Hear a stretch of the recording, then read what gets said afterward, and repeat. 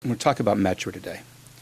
A couple weeks ago, the governor said that he was seeking to take $85 million from road funds to give to Metra for operations. But it's my contention that Metra is squandering our tax dollars to benefit connected insiders. Metra board members are supposed to be independent watchdogs appointed by their respective county chairmen. Instead, we have political cronies who have allowed its executive director to loot the system and board members who have gone to prison for bribe taking. Carol Doris, the board chair, didn't question Mr. Pagano as to his excesses, as she had to worry about people possibly questioning her spending. Personified by Phil Pagano, but not created or sustained solely by him, Metra is a culture of entitlement which lacks accountability. And the board is complicit in its own dirty secret that has bilked the taxpayers for millions of dollars.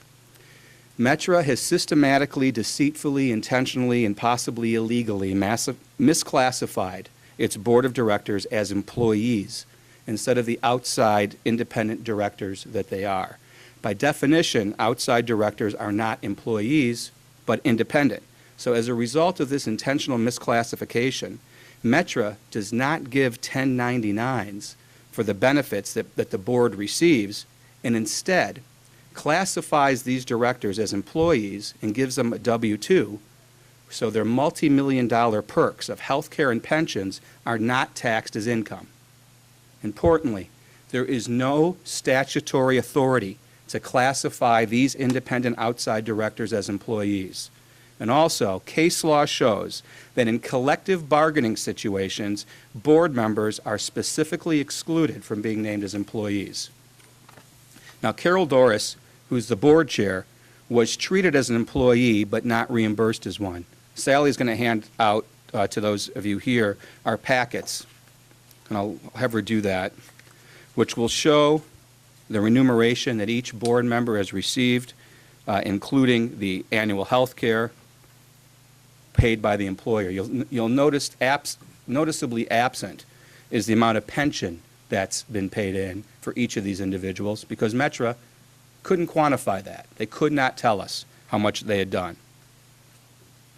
Now, if you have those packages, if you'll go towards the end, you'll see that the board chairman, Doris, took limousines to her $500 night hotels that she stayed at in Washington, D.C. To be fair, she averaged $494.60 a night per room.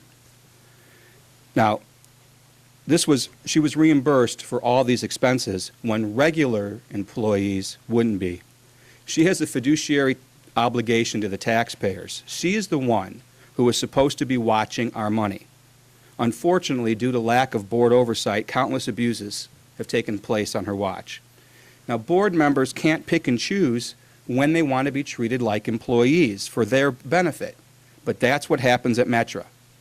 As employees, they are entitled to a certain per diem amount if they're going to be traveling. But obviously, Carol Doris spent lavishly on the taxpayer dime and was fully reimbursed. An employee would have had to pay out of pocket for such excessive expenditures above the per diem rate. Metra, as you know, is an organization that comes to Springfield with their high-priced lobbyists to always ask for more tax dollars, more funding, always more. And for what? For $500 a night hotel rooms and limos and expensive perks, along with free health care for people who are already drawing multiple taxpayer-paid pensions and salaries. Another bad example is former state senator and former McHenry County Republican chairman Jack Schaefer. Schaefer is the treasurer of the Metra board. He retired with the General Assembly retirement system back in 1999 with 24 years of service. The final salary on which his pension was based was also based on for the position of Commission for Banks and Trusts, a position that's also covered under the state employee retirement system. So as a result, right now, currently, Senator Schaefer receives $8,250.85 per month from GARS and an additional $799.27 per month from CSRS for a total of $9,050.12 per month, and that figure will increase 3% annually. Right now, Schaefer is drawing two lucrative public pensions along with the perk of free health care, which is given to all retired state senators. Now, this is very important. While receiving his 2 state pensions, he is also earning another pension for serving on Metra's board, which meets just once a month. So besides the accrual of an additional pension, Schaefer also receives $15,000 a year in salary. And I believe it's improper for him to receive a salary while simultaneously collecting 2 state pensions. Additionally, over the last 5 years, Jack Schaefer has taken over $105,000 in Metra paid health care, even though one of his state pensions provides free health care. Let me repeat that. Over the last 5 years, Jack Schaefer has taken over $105,000 in Metra paid health care, even though one of his state pensions provides free health care. He and other board members are receiving full-time benefits for very part-time service. On any other board, Schaefer would receive a 1099 and be taxed on the health care perk. But because he has been improperly classified as an employee, this taxpayer-paid perk is tax-free to Schaefer. On any other board, a part-time independent contractor would not be eligible for a pension. Not only has Jack Schaefer unnecessarily taken $105,000 in health care benefits, he has also shorted the taxpayers tens of thousands of dollars in taxes that are owed on these perks because of the intentional misclassification of his position. Now, many Illinoisans are without health care, while Senator Schaefer, who already has free health care, is costing the taxpayers an additional $22,000 a year in more free health care. And I'm tired of wealthy insiders gaming the system. It's my opinion that Senator Schaefer's service to Illinois must end. We can't afford him anymore. How many more people will have to go without health care so Senator Schaefer can get double free health benefits? The Metra Board has intentionally defrauded the taxpayers in order to enrich those who have fiduciary obligations to not allow this abuse. I'm going to ask the proper authorities to investigate as to whether these actions rise to sanctionable activity.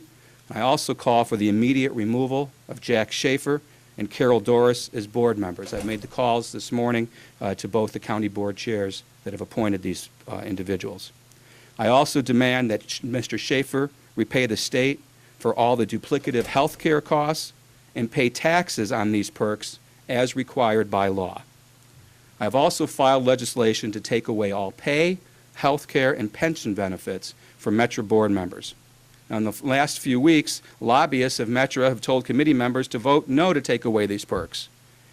To me, that's just another arrogant abuse of tax dollars that the board members are funding lobbyists to persuade House members to keep these indefensible perks.